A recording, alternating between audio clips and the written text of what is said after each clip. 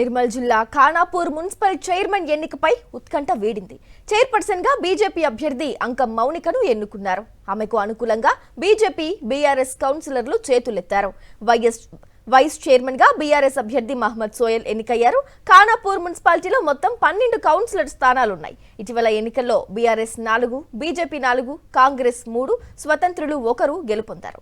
స్వతంత్ర అభ్యర్థి ex officio ఓటుతో కాంగ్రెస్ బలం 5కు చేరింది. అయితే బీజేపీకి బీఆర్ఎస్ మద్దతు ప్రకటించింది. దీంతో బీజేపీ అభ్యర్థికి మద్దతుగా 7 సభ్యులు చేతులెత్తారు.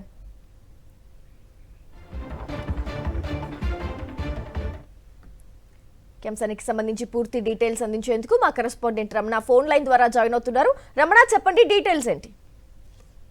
గ్రేసీ, అంటే ఖచ్చితంగా 52 రోజుల నిరీక్షణ తర్వాత ఉత్కంఠ వీడిందని చెప్పుకోవచ్చు. ఎందుకంటే రాష్ట్రంలో అన్ని మున్సిపాలిటీలు, మున్సిపల్ కార్పొరేషన్స్ లో mayors, chairmans, vice chairman, deputy mayor ఇట్లా ఎన్నికలు అన్ని అయిపోయినప్పటికీ కూడా 3 ఎన్నికలు వాయిదా పడి ఉత్కంఠ రేపాయి. నిన్న జరగాల్సిన ఎన్నిక ఈ రోజుకు వాయిదా పడడంతో ఖానాపూర్ ఎన్నిక పైన మరింత ఉత్కంఠ నెలకొంది. వివిధ కారణాల వల్ల ఉద్రిక్తతల నేపథ్యంలో వాయిదా పడ్డ ఎన్నికల్లో నిన్న కూడా మనం చూసాము.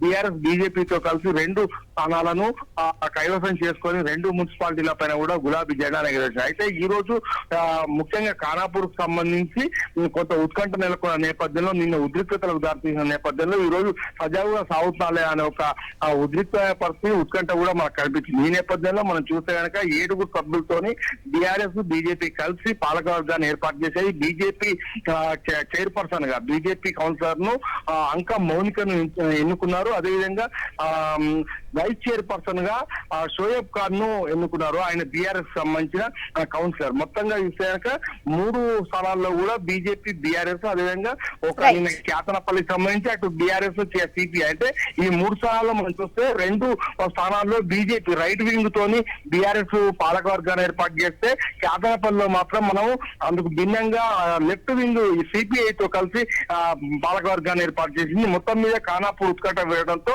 ఇక్కడ ఉద్రిక్త పరిస్థితుల నేపథ్యంలో ఉత్కంఠ వీడిందని చెప్పుకోవచ్చు. Gracie. Okay Ramana, thank you.